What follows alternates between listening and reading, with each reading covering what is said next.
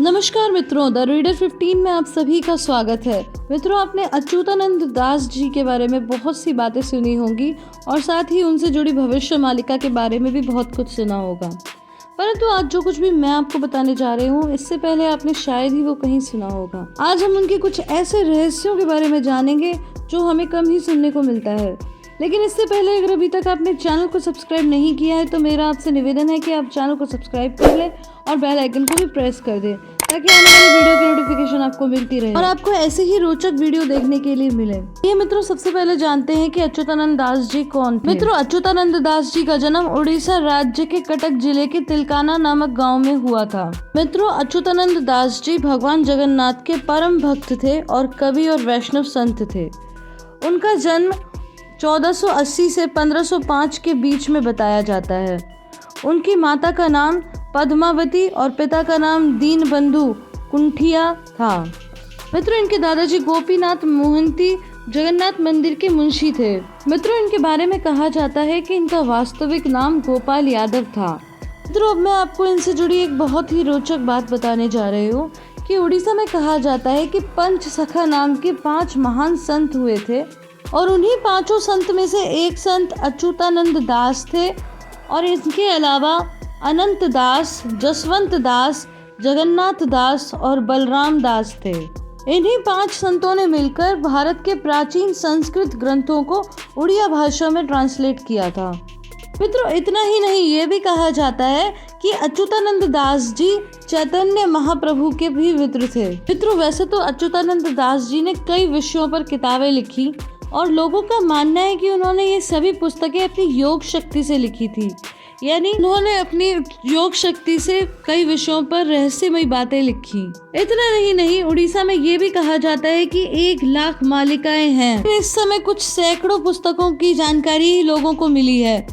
मित्रों, अच्युतानंद दास जी के बारे में ये भी कहा जाता है कि उन्होंने अपने पिछले अनेकों जन्म के ऊपर भी किताबों में वर्णन किया है, जिसमें उन्होंने बताया कि सतयुग में वे एक महर्षि थे और त्रेता में नल नामक वानर बनकर उन्होंने श्री राम की सेवा की। द्वापर में श्री कृष्ण के मित्र सुदामा बनकर आए। वहीं कलयुग में अच्युतानंद दास बनकर भगवान श्री कृष्ण की भक्ति के प्रचार में अपना योगदान दिया। मित्रों, जैसा कि मैंने बताया कि उन्होंने अपनी योग की शक्ति से अनेक पुस्तक लिखी, परंतु उसमें सबसे प्रसिद्ध पुस्तक है भविष्य मालिका, जिसमें उन्होंने भविष्य में होने वाली घटनाओं का वर्णन पहले ही कर दिया है और लोगों का मानना है कि इनमें से काफी घटनाएं आज के समय में सच साबित हो रही हैं, जिसमें उन्होंने कलयुग के अंत में घटने वाली घटनाएं और भगवान कल्कि के आगमन का वर्णन किया है।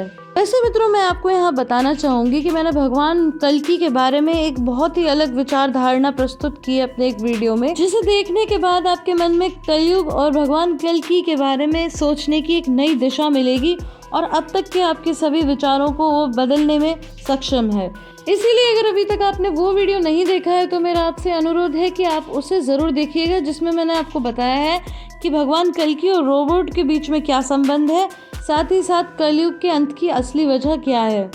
आपको कलयुग के बारे में ऐसी बात सुनने के लिए शायद ही पहले कभी मिली हो। मित्रों, उन्होंने कलयुग के अंत को लेकर जो भविष्यवाणियां की हैं वो आज साफ दिखाई पड़ती हैं। उन्होंने अपनी भविष्यवाणियों में भविष्य में होने वाले विस्फोट, युद्ध का जिक्र किया है, महामारी का भी जिक्र किया है। इतना ही नहीं, उन्होंने अलग अलग देशों के बारे में भी बात की है, जैसे कि भारत, अमेरिका, रूस को लेकर उन्होंने कई भविष्यवाणियां की। भविष्य मालिका के अनुसार कलयुग के अंत में सबसे पहले भयानक प्राकृतिक आपदाएं घटने लगेंगी। लोग ईश्वर को भूल जाएंगे और उनके खिलाफ बोलने लगेंगे। नास्तिक ज्यादा बढ़ जाएंगे और आस्तिक बहुत कम रह जाएंगे। धरती का तापमान तेजी से बढ़ने लगेगा। लोग खतरनाक हथियार लेकर घूमने लगेंगे और स्त्री पुरुष दोनों व्यभिचारी हो जाएंगे। मित्रों, अगर ध्यान से देखें तो ये सभी आज हमें अपने चारों ओर देखने के लिए मिल रहा है। हाल ही में देश भयानक आपदा से गुजरा है। साथ ही ग्लोबल वार्मिंग भी बढ़ती जा रही है। मित्रों, युद्ध की स्थिति तो हम अपने चारों ओर विश्व भर में देख रहे हैं। जहाँ तक स्त्री पुरुष के व्यभिचारी होने की बात है तो उसके बारे में मुझे कुछ भी कहने की आवश्यकता नहीं है। हमारे दिन ऐसी कई घटनाएं सुनते और देखते हैं। मित्रों, भविष्य मालिका में धरती को लेकर ऐसी भविष्यवाणियां की गई हैं जिसमें धरती का अंत 3 चरण में होगा। इसमें पहले चरण में कलयुग का अंत होगा और दूसरे चरण में समुच्च धरती का वहां विनाश होगा और तीसरे चरण में नए युग का प्रारंभ होगा, यानी कि सतयुग का प्रारंभ। दोस्तों, यदि आपको हमारी वीडियो पसंद आई हो तो आप अपने विचार कमेंट बॉक्स में जरूर व्यक्त करें और इसके साथ ही लाइक, शेयर और सब्सक्राइब करना ना भूलें।